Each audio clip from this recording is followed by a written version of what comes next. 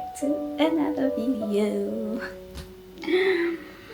Welcome back to another vlog. To my returning subscribers, thank you guys for tuning in again, and to all my new subscribers, welcome to my channel. My name is Helena, and I hope this becomes a new home, and I'm glad to have you guys on this channel with me. Yeah, let's get into it. So today's video will be based on the reality Netflix series Blue Therapy. So I will be doing a review of the show, like, because I've watched it like from beginning to an end, and I felt like I needed to like give my sorry about the noise. I need to give my 2 cents on this. I'm so sorry. Like, what? Netflix? Yeah, we needed that. Some of us needed that because I enjoyed the show so much, and I was my own therapist in a way. So I'm not gonna drag this too long. Let's do a review of Netflix's Blue Therapy. Let's go. So please don't mind me because I'll be reading from my notes. I have notes. I took notes, okay? So I'm gonna do like a short review of what the show is about. So it's a relationship focused reality TV show, right? Where we have about 6 to 7 couples that have partaken in the show. Just hold on. Let me respond to this person.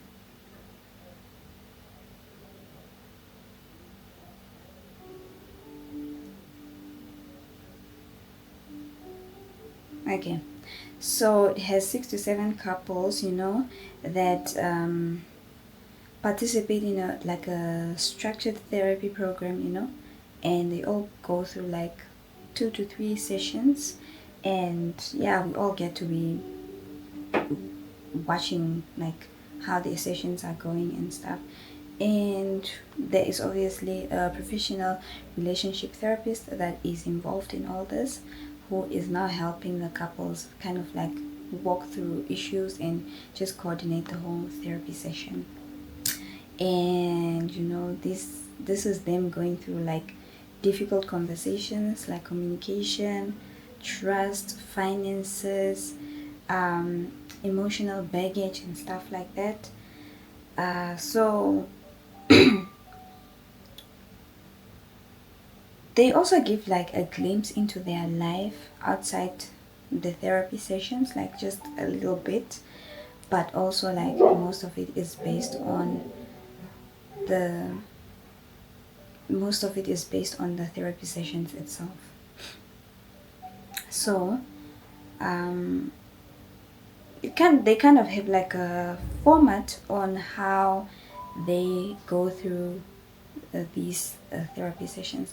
So the first one is more like an actual therapy session, where couples, like the very first one, where they discuss like their initial issues as to why they chose to bring their partner there, or why they chose to both come for therapy. And then they have the other following sessions are more like reflection sessions that help them reflect on what they have discussed in the previous session. And then they have their final session is like a session where they decide on how they're gonna move on forward, and stuff like that. And I find this very, very, very interesting. To be honest, I found the show interesting. That's why I chose to do a review on it. Okay, so we have our first couple, and that was Victor and Maria.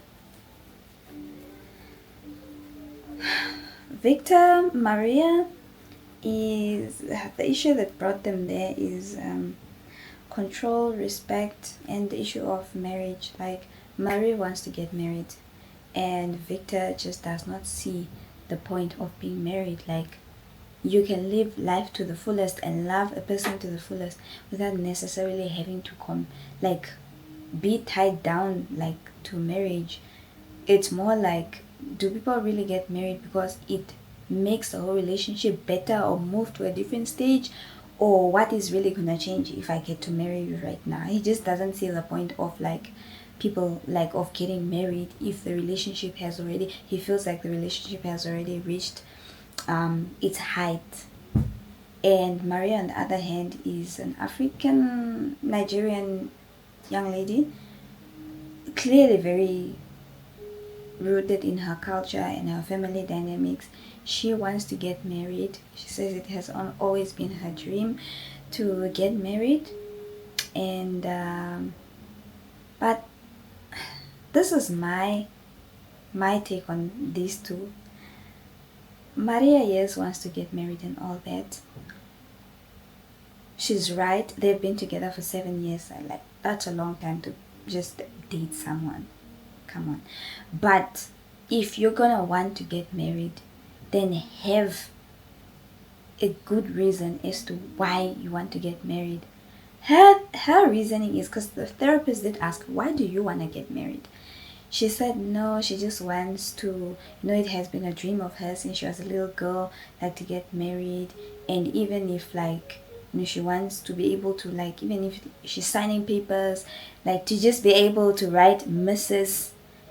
And I found that very, very, very sad that that's what you use as reasoning to justify why you feel like you really want to get married. I don't feel like her reason for getting married is really a strong reason. Like, marriage is not a joke. And if you cannot answer the question why you want to get married and give a very valid point, then you're probably not married. You're not ready for it. That's my take on Maria. On Victor, he clearly has some trauma issues from his past, or I don't know, something about him is off. Because number one, I do not like the way he invalidates Maria's feelings. This guy in therapy said, I don't see the reason. There's no reason. Because I already love you to the moon. Like, I already expressed love to you in the highest form that I could. I don't think marriage is gonna take me anywhere beyond that, because I feel like I've already reached the max of how much I can love you, and blah, blah, blah, let me not get into his words, but it just feels like he invalidates Maria's emotions. He does really things. I think he doesn't regard her emotions and her thoughts on, like, marriage, for example. Yes, it's something she wants, but he doesn't take it serious. He doesn't understand how serious it is to her. And number two, I feel like he's disrespectful. Like, he's a blunt person. He's straight up. He will call a spade, but there's a way of delivering information to a person, especially regarding a topic that's so sensitive to them. There's a way you speak to them about it. You don't just bluff out your truth anyhow, knowing very well this topic is already sensitive to this person, number one. And the fact that you're gonna turn them down in some way, you need to find a very decent way to break down this information to her so that she can understand it in a way that she actually gets it without feeling like you're invalidating her. He's disrespectful. And I've seen this thing, like, people don't know how to draw. There's a very thin line between being blunt and straightforward and between being disrespectful. And people tend to confuse the two. It's one thing to be honest and be straightforward about how you're feeling. It's another thing to be disrespectful. And disrespect should not be tolerated. So those two, I think they're just, honestly, and Maria keeps on wanting to see the best in this guy, keeps on, yes, it doesn't mean he's a bad guy. I don't think he's a bad person. I just think your values do not align. It's not gonna work. He doesn't believe in family structure like that. He's not close to his family, and Maria is close to her family. And he feels some type of way though, because Maria's family does not accept him like that, or according to him, he doesn't feel respected, and he feels like he needs to earn. Maria's parents need to earn respect, his respect, the same way he is trying to earn their respect. Like, also I will say it's a cultural difference thing. Victor is a Bulgarian guy and Maria is Nigerian. The cultures are not the same. The way we look at family dynamics are not the same. So I think that's another thing. But for them, I think they are, in my opinion, don't sit there and waste each other's time if you're in a situation like this. Like and now it ended in a way where Maria is kind of just like, also she just settled for it and said, ended up saying, oh no, yeah, I also don't want to just get married just because someone is rushing to get married me because I asked them to. I also want to, like, I'm just like, girl, you want to get married and this man doesn't want to get married. Don't you get it? Like, it's not like he's not ready. It's one thing to not be ready, it's another thing to just not want to get married. This guy doesn't want to get married. So if you're in a situation like that, don't sit there and fool yourself. Make peace with it. Move on. Move on. Your values need to align. That's my point on Maria and Victor. Debbie and Kelvin. I think this couple is a very nice couple. Like, in my view, I think Kelvin is a very, very hardworking guy. He took up his mom's restaurant business. He reclaimed a building that his mom lost and opened up a restaurant in there and stuff. And the issue with them is that the guy, because of his busy schedule and all that starting up a business is taking from him, he is now starting to kind of like not pay so much attention to the relationship. So in a way, it's kind of like he's neglecting the relationship. Not neglecting is another word. He's just like prioritizing his business and his clients and stuff more than Debbie. And Debbie is now raising that complaint to say, I know you are busy, I know you are building a business, I'm literally at your restaurant here and there helping out from time to time, so I know what it's taking from you, but that is not an excuse for you to slack in a relationship. And that doesn't mean I'm gonna accept your slack in this relationship just because you have a business running. I also have a job, I also work. Yes, we might not have the same priorities, might not have the same responsibilities, but I also have a busy life. So I don't think you focusing on the business is an excuse. I know men are gonna be like, okay, yeah, I'm doing it for our future. And also the thing is, Kelvin's mom is involved in what he thinks, or the things she heavily influenced his character, his dedication to working hard. Yeah, and from this therapy session, what I've picked up is that his mom she built this business on her own.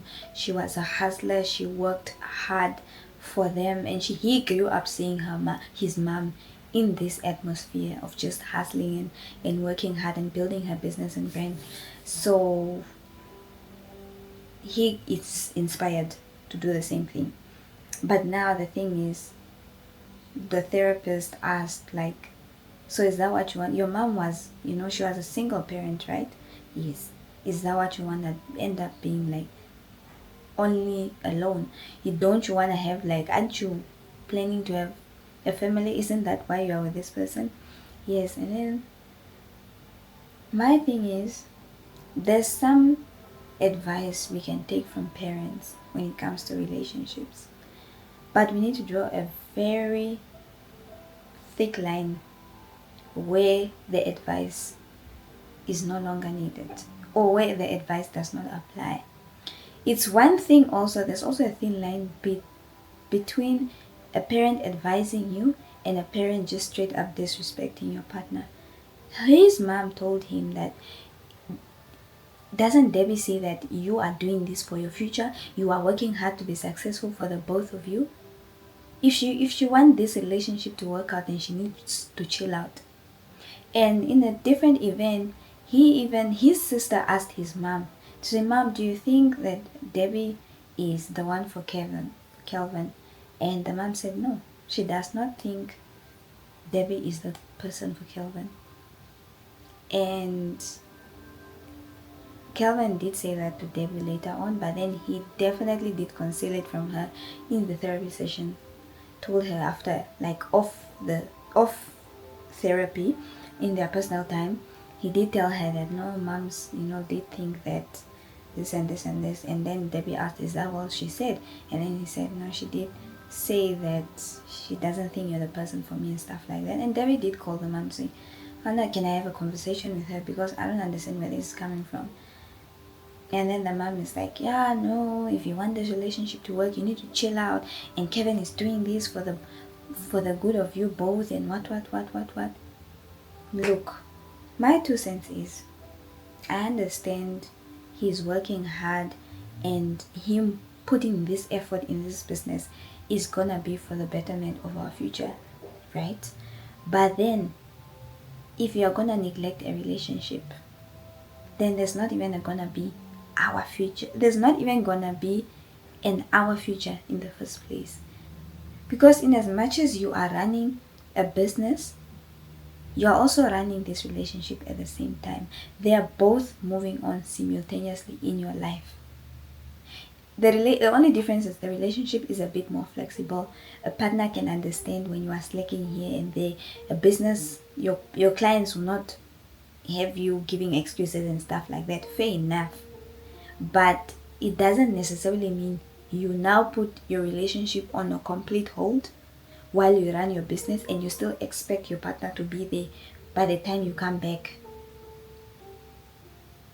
It doesn't work like that.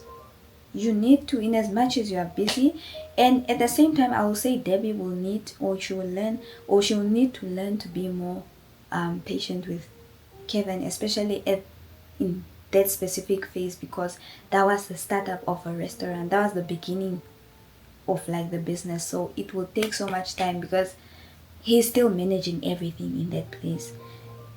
She will need to be a bit more patient with him, a bit more understanding. I get that, and just give him some grace. But at the same time, Kevin also needs to stop listening to his mom, because she is clearly just taking his side. He's her child, and blah blah blah. And even in the therapy session, Debbie did mention that your mother is, at the end of the day, he can take whatever his mom is telling him, but I know that he's not gonna be married to his mom at the end of the day. If you wanna build a family, you're not gonna build it with your mom. Do you understand? You're gonna have to deal with somebody and put somebody in that position. And the mom might feel some type of way because she might feel like, you're taking her place or something like that. But she's gonna have to make peace with it, that there's gonna be someone in his life, and you're not gonna be the main priority always. So yeah, Kelvin needs to know what advice to take from his mom, number one. Number two, he needs to protect his partner from his family. And boundaries, I will emphasize. Like, if my partner cannot protect me from his side of people, and I cannot protect him from my side of people, then it's not gonna work. Because you cannot have your parents or your sisters or your cousins talking bad things about me, and you can't stand in to defend me and say, please, I understand your concern, I understand you care about me, but please do not refer to my partner in that manner. I'm not comfortable with you saying such things about me. If they cannot protect you, if your partner cannot protect you from anyone and anything, especially his family that he also loves, nah, it's not gonna work. So that's number two. And then other than that, he just needs to come to terms that he might be a bit controlling, because according to Debbie, he checks her locations. Sometimes if she's out and it's a bit late, he can send a car to say, he can tell her and say, I'm sending a car to come get you, without her necessarily asking. Like, so there's some control dynamic in the relationship. And Kelvin has this thing where he thinks the relationship will not come to an end. It will not end. So they both have to work on these things. But I think these two are a really good dynamic. Okay.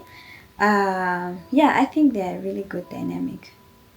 So then we move on to Daisy and Jay.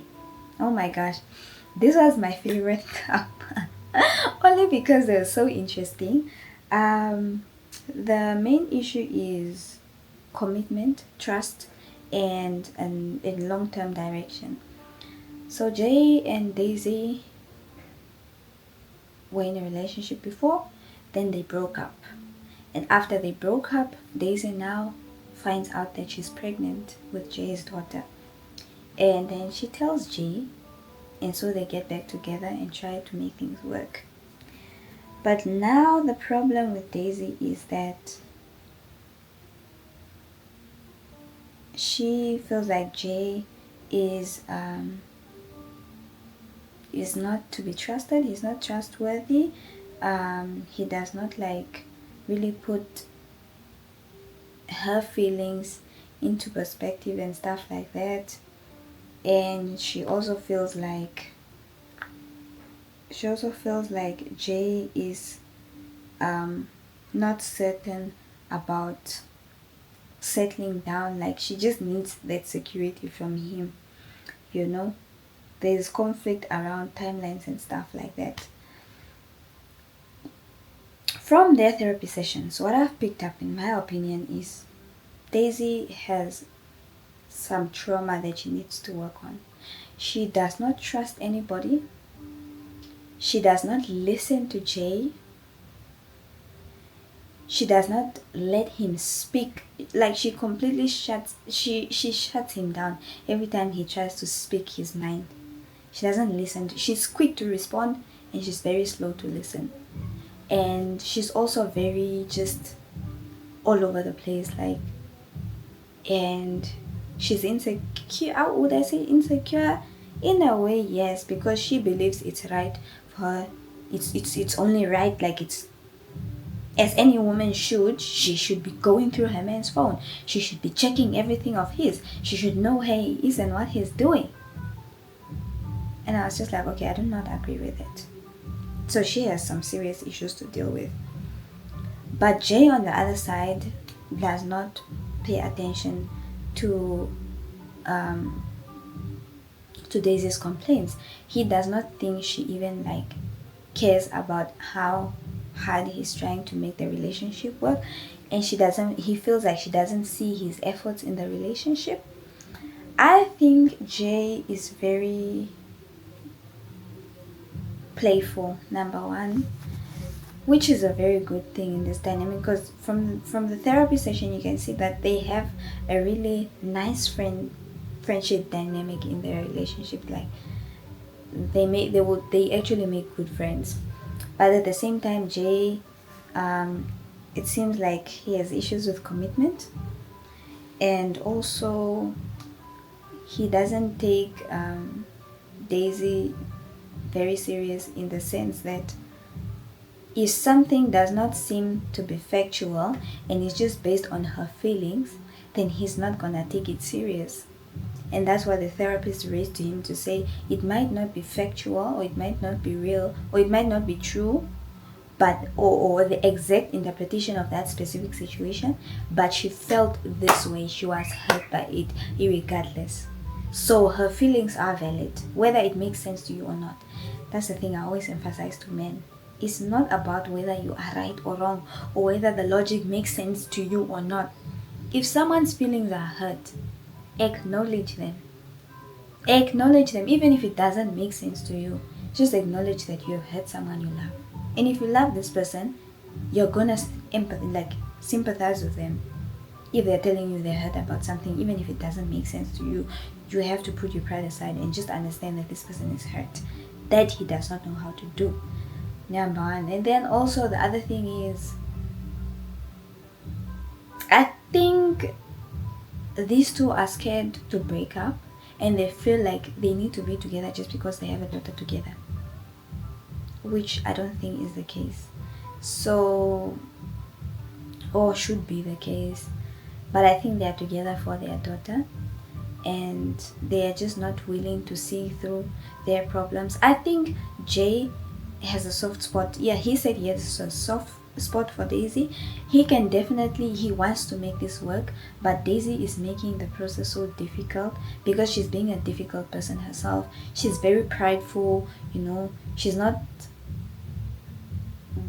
really keen on saying apologies and stuff like that. Like, it's the I'm always right syndrome. So they need to work on that. But then at the end of the show, they left their separate ways and chose to co-parent. I don't know how it currently is going for them, but yeah, I think it was for the best because she called him miserable. She said he was miserable and she doesn't want to add more to his misery. Like, and she emasculates him. She says this, she doesn't respect this. I don't know if wanna see she doesn't respect him, but respect is definitely breached in this relationship because the way she addresses him can be very harsh. Yeah, can be very harsh. But yeah, that's my 2 cents on those two. And then we have Mike and Yaz. Whoa! So Mike is a black man with obviously the cultural mentality of no, black men should provide and men should be in charge of the house, he should be a leader and whatnot. And Yasmin, on the other hand, she seems like a hardworking girl and she's very family oriented. They have 2 kids. Jay has 1 kid from previous relationship and they have another child together. But not Jay, but what is the guy's name? Mike. The problem with Mike is he has a toxic relationship with money. Yes, he didn't grow up with much and he grew up like, I wouldn't say poverty, but in a less fortunate like upbringing, yeah? But then instead of that inspiring him to wanna work hard and save money and make sure like he's able to provide and stuff, it now drifted him to the direction of wanting to spend money and spend on himself and just it's more like giving the inner child what the inner child did not have, like more like compensating for what he didn't have back then. But then now that resulted in him making some bad financial decisions and now he's in a financial difficult position compared to Yaz. Now Yaz, she earns more than him in the relationship, yes, and she pays like 70% of the bills and stuff like that, which is really a problem to him because he feels like he's not man enough. He feels like he feels weak as a man. Like, what is his role? Like, if she's doing all this and he just doesn't see where he really fits in, or he feels like he's not useful enough in the relationship and stuff, and he feels like that way in that sense. She kind of like detached in a way that she's taking up more responsibility than he is. So now secrets are revealed in this relationship that Mike lost his job like 2 months ago even, and he has been pretending to go to work for the past 2 months and coming back in the house after years. He makes sure he's gone for work, then he comes back home and she didn't even know that he kept that from her. It was a whole explosion of what. But in my opinion, Mike needs to he needs to have a look at his relationship. The relationship he has with money is not a good one, number 1. Number 2, he makes these decisions without putting the perspective of the family into mind, He doesn't think about yes, and how it's gonna affect the family if he does a certain purchase or whatever. He's reckless with purchasing and yeah, he's just like that. So he needs to work on all that. He needs to work on honesty and he needs to work on his emotional availability because he does not talk to Yas about these things because he feels like he doesn't want to come off weak. He doesn't want to and she's just gonna take it as he doesn't want her to see him as a weak man and stuff like that. So that's why he even hid the fact that he was made redundant from work and he doesn't work anymore and stuff like that. So yeah, he needs to work on his relationship with money. He needs to work on how much he trusts his partner enough to be vulnerable with her in that relationship. And also he needs to get his life back on track. He needs to get a job. He needs to get a job, and he needs to start thinking of the whole family's well-being when he makes these financial decisions. On the other hand, yes, is always, she's so busy trying to make to fill in the gap for where Mike is not able to reach out or meet her halfway, and she's wearing the big belt in the relationship right now. But at the same time, I love the fact that it seems Yes remains humble, regardless of whether she's doing most of the paying of debts in the house or she earns more than him. You can see that she still respects him, she still cares for him, and she wants the best for him, and she wants him to work on his finances and stuff. But this guy is using his issue or his weakness with finances as an excuse to say, no, I know I have an issue with money, but that doesn't mean she must treat me a certain way. No, but she has to reprimand you if you're wrong. She's gonna reprimand you, and it's gonna come off harsh, yes, but he needs to understand that she's doing it in for his best interests. So she's working, she's helping him work through his credit score, work through his debts, paying off his credit cards and stuff like that. But he's not welcoming it so easily because habits are hard to break. But on the other hand, with her being busy and all that, she still has to be a partner at home. She still has to be the homemaker. She still has to take care of the kids and stuff like that, and that takes away so much from her. She is worn out to a point where she doesn't even feel the need. Now there's a lack in intimacy in this relationship because she doesn't feel like it's important, or she's less interested in it because she's just so busy running the house and doing all these other things. There's too much going on for her. So now, and also ever since she had their child, she has not felt the same. She's not confident in her body, and that makes her just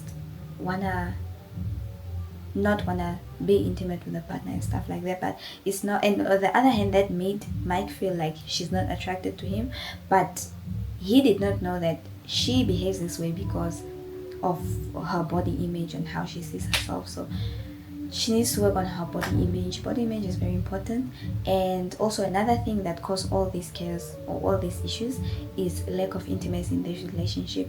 Each and everyone is dealing with so much, and then they pull away from the intimacy dies, and then now there's just all problems springing up from all these things. So they are working on the intimacy. It's very important. They need to work on the intimacy, and they were given an exercise to actually sit down and just look at each other for a minute or so.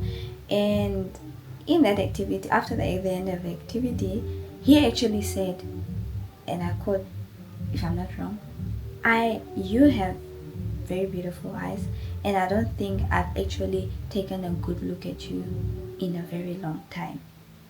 And I was just like, you can really be with someone, people get comfortable, but then to a point where you don't even see what even drew you to this person in the first place.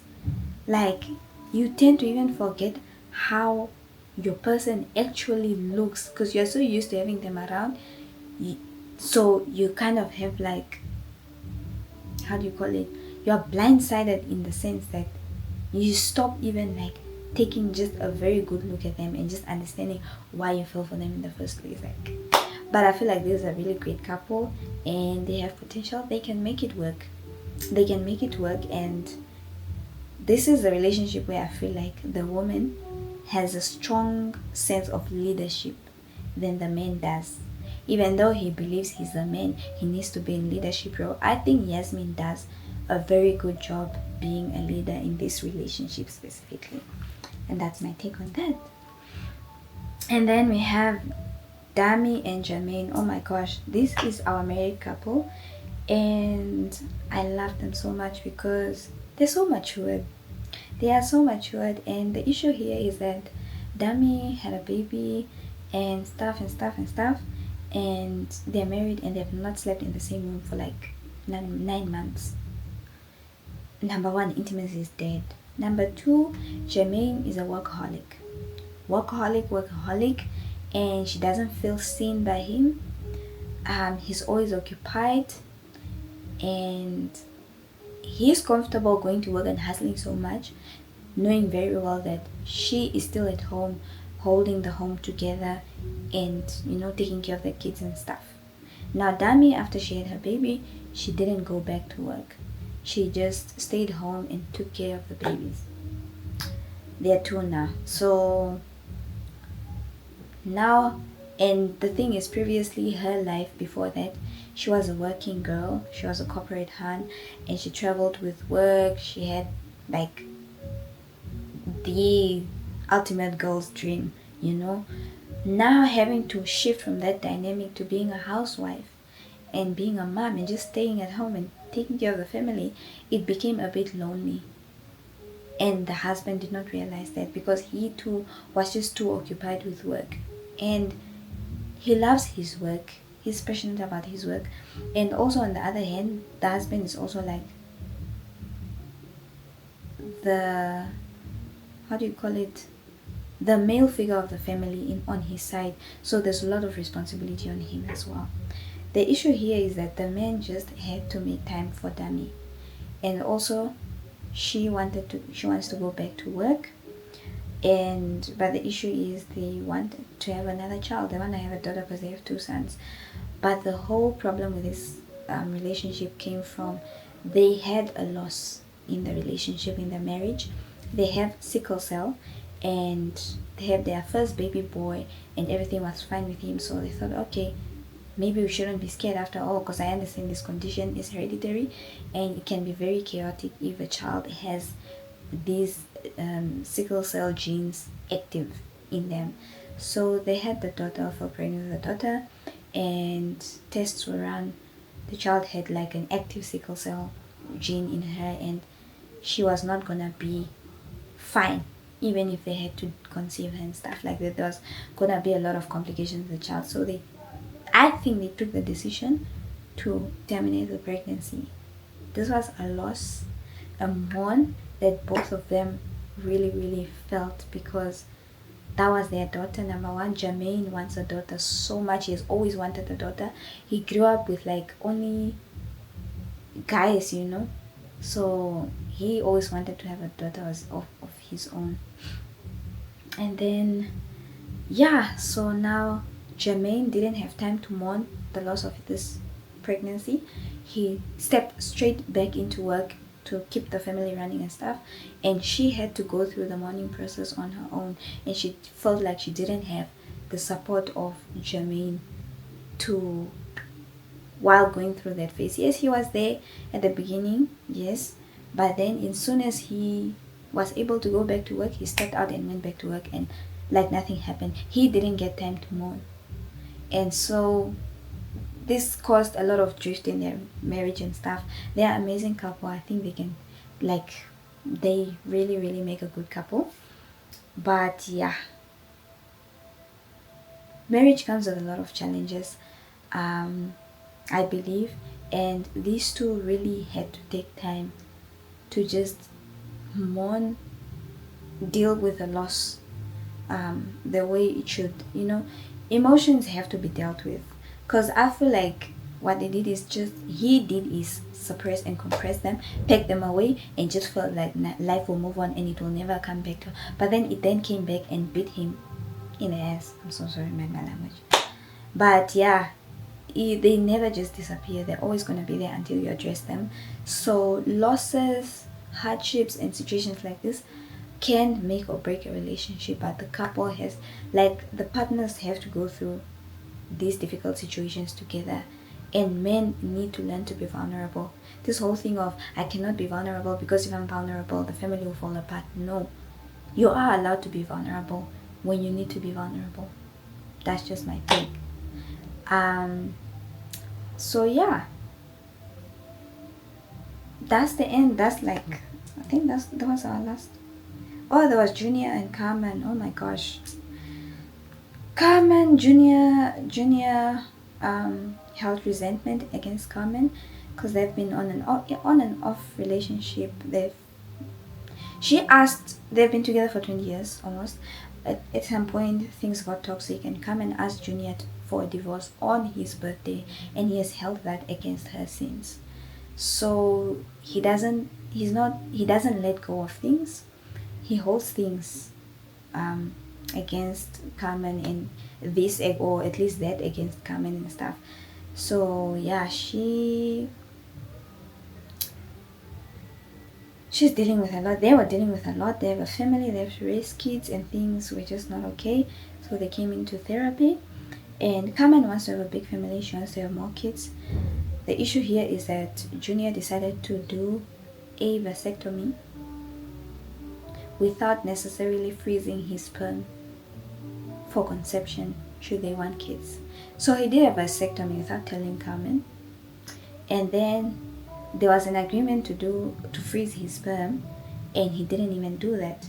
So it turns out that Junior doesn't want to have any more kids, knowing the relationship is not in a very good place, and a child will just add more pressure, which I understand totally, but it was just wrong for him to keep this from Carmen. And this is something very sensitive to Carmen because she wants to have a lot of kids, she wants to have a big family, and it meant a lot to her.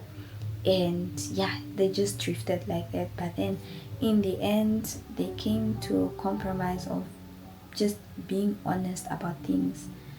Junior was not upfront about him not wanting more kids in that moment. He's what he was saying is, oh, it's my body, I have a right to decide, da, da, da, da, da, da.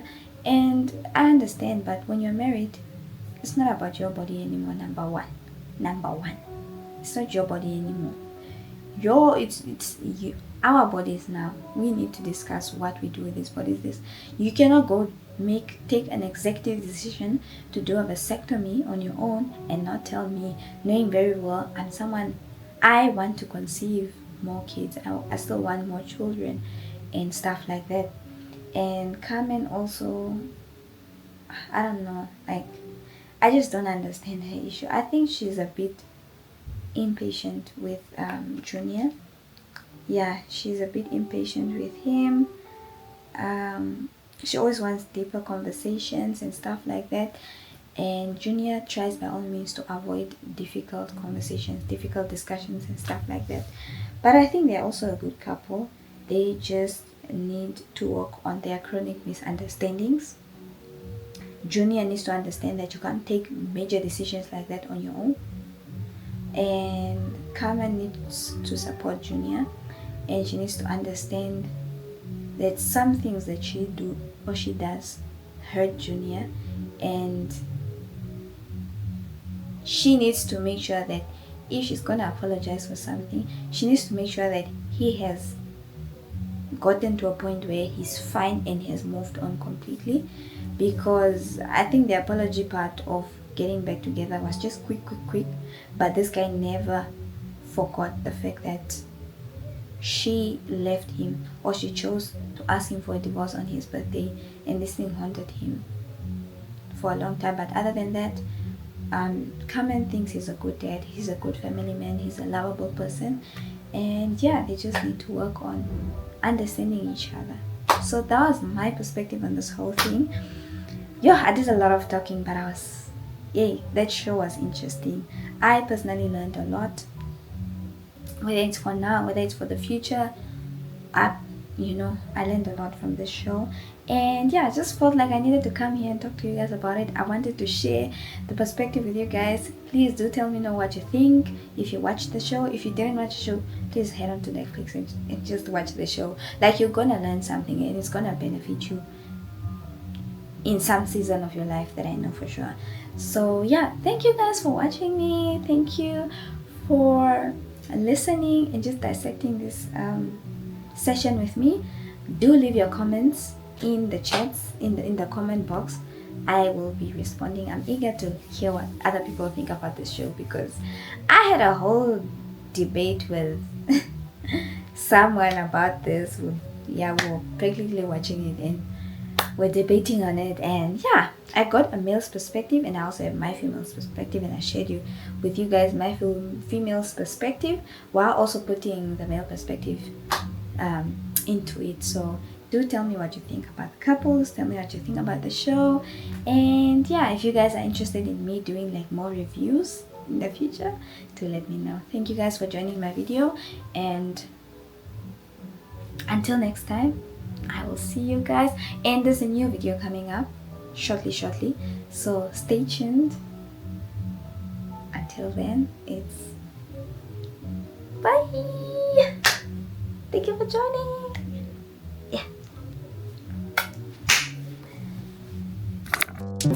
Yeah.